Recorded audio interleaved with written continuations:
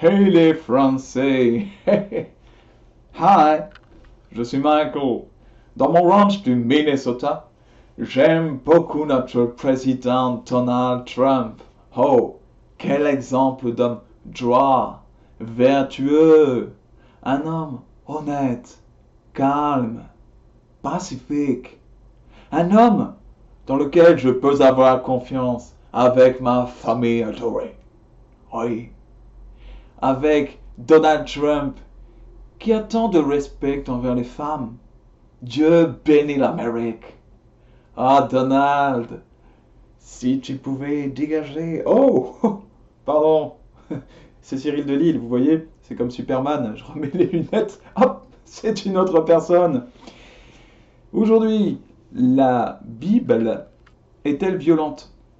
Très bonne question. Et est-elle plus violente que le Coran, évidemment? D'abord, je mets fin à un argument bidon qu'on me ressort régulièrement, que je vois dans ces conversations là sous la vidéo. J'espère que je n'en verrai pas ici. Le logiciel, tel ordinateur a dit que la Bible était plus violente que le Coran parce que il y a tant de pourcentage, il y a tant de trucs, et tac, tac, tac.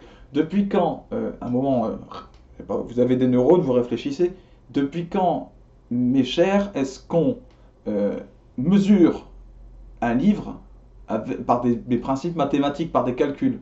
Depuis quand est-ce qu'on fait lire un livre par un ordinateur? C'est vraiment un défaut de cette époque-là aujourd'hui. Il faut vous sortir de ce monde, hein, qui nous dit que les ordinateurs, ça y est, c'est super, c'est génial, ils remplacent tout. C'est du délire, ça. Donc, un livre, ça se prend dans son contexte.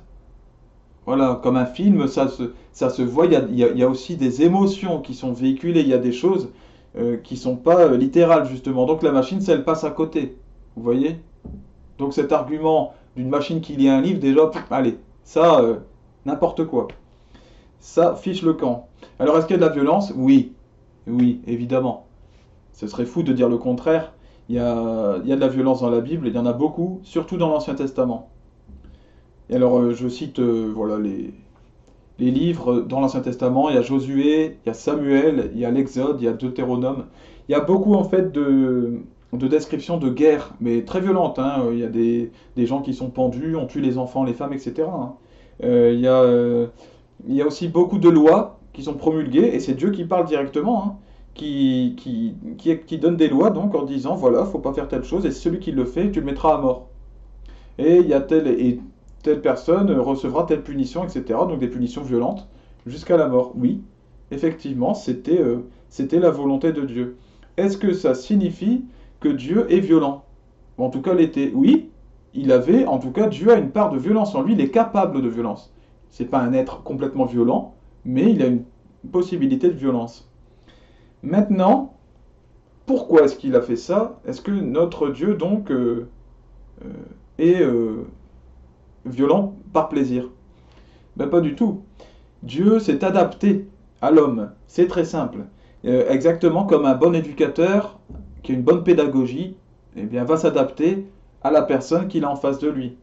Dieu avait affaire à des hommes qui étaient de vrais cafards, voilà, de vrais insectes entre eux, comme le dit Jésus. Ils étaient très durs.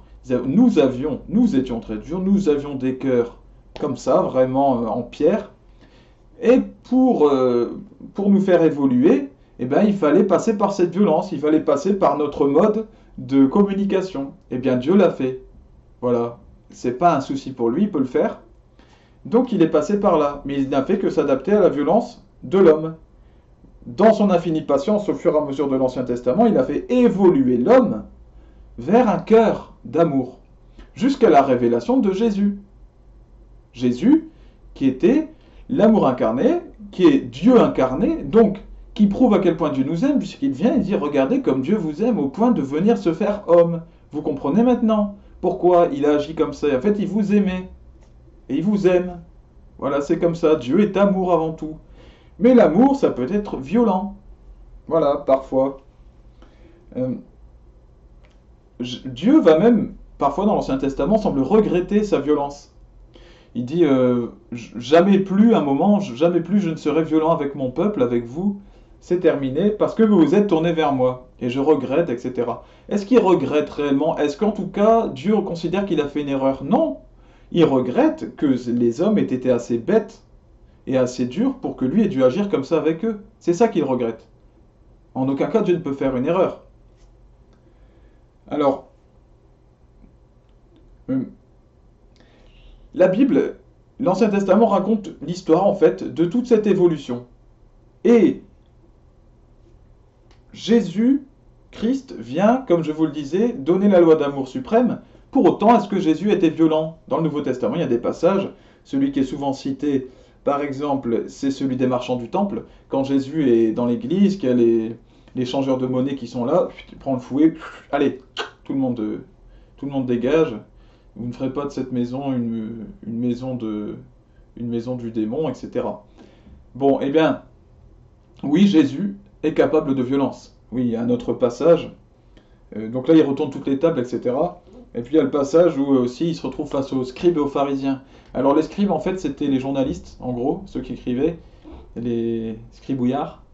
Et puis les pharisiens, c'était les politiques. En gros, c'est ça. Et donc ils font très bon ménage. Et donc ils venaient essayer de piéger Jésus. Et lui leur a répondu, engeance de vipères. Ça veut dire groupe de vipères. Comment pouvez-vous espérer monter au ciel, monter au paradis, avec une telle attitude? Donc ça, c'est une parole quand même franchement violente. Donc oui, oui, Jésus est capable de violence. Pourquoi? Eh bien, parce que ce sont les violents qui s'empareront du royaume des cieux.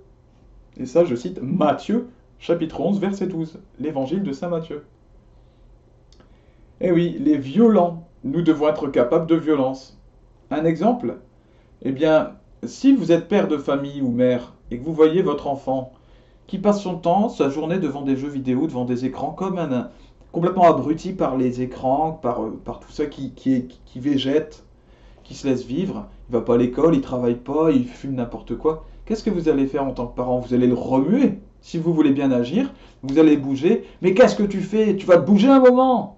Qu'est-ce que ça veut dire? On dirait une limace. Tu veux mourir, c'est ça? Tu veux te laisser mourir comme ça? Bouge-toi maintenant. Tac. Bon, un éducateur peut agir comme ça. Eh bien, c'est de l'amour, mais c'est le bon amour, le même amour que montre Jésus, un amour qui construit, un amour qui bouge la personne dans le bon sens. C'est pas un amour pas une violence qui détruit. C'est un amour violent. Mais un amour, une violence qui est nécessaire pour le bien de l'autre. Quelle est la différence maintenant avec le Coran? Voilà. Eh bien, ça aussi c'est très simple. Le Coran nous présente un retour à la violence d'avant le Nouveau Testament. Donc c'est pas vraiment la question de la violence, c'est le pourquoi qui change. Euh, avec le Coran, c'est comme si Dieu ne s'était pas révélé en Jésus, puisque de toute façon, l'islam professe que Jésus n'est pas Dieu, n'est pas le Fils de Dieu. C'est comme si le Christ ne s'était pas révélé. Voilà. Donc, le Coran revient sur des règles d'avant, en disant, mais c'est toujours comme ça. En disant, par exemple, que la polygamie, ça fonctionne toujours, alors que Jésus est revenu sur cette loi en disant, Moïse, si vous avez prescrit ça, c'était en raison de la dureté de vos cœurs, il dit ça au peuple juif, mais moi je vous dis que si un homme rejette sa femme alors qu'il est marié, ben, il est adultère. Si une femme rejette un homme, puis qui prennent quelqu'un d'autre, ils sont adultères devant Dieu. Ben voilà. Pourtant, c'est bien Dieu qui avait accepté la polygamie. Pourquoi? Parce que ça permettait à ce moment-là à l'homme d'avancer doucement, de faire un pas, alors qu'il était très méchant, de faire un pas vers le bien. Mais lorsque Jésus se révèle, et que derrière un autre pseudo-prophète arrive, et qu'il y a une pseudo-religion qui se crée, et qu'on vous dit, ben non, la polygamie, ça fonctionne, la violence envers les femmes est légitimée, pire, hein, la pédophilie, puisque le prophète donc qui est censé être un modèle, a été lui-même pédophile, il s'est marié une petite fille de 6 ans, pas la peine de dire que c'est pas vrai, c'est prouvé. Et puis le retour à la lapidation des femmes. Eh bien, c'est une œuvre antichrist, à proprement parler, comme si le Christ n'existait pas. Il y a une bonne gestion de la violence, donc une violence par amour qui est possible. Ce n'est pas pour ça que la Bible est méchante et plus violente que le Coran ou je ne sais quoi. Tout dépend de du contexte. Voilà, c'est ça qui change tout. Ce qui change tout, en fait, c'est Jésus, tout simplement. Voilà, que le Seigneur vous bénisse par son Fils Jésus-Christ, qui a su nous remuer comme il le fallait à certains moments, mais qui a un cœur réellement plein d'amour. À bientôt les amis.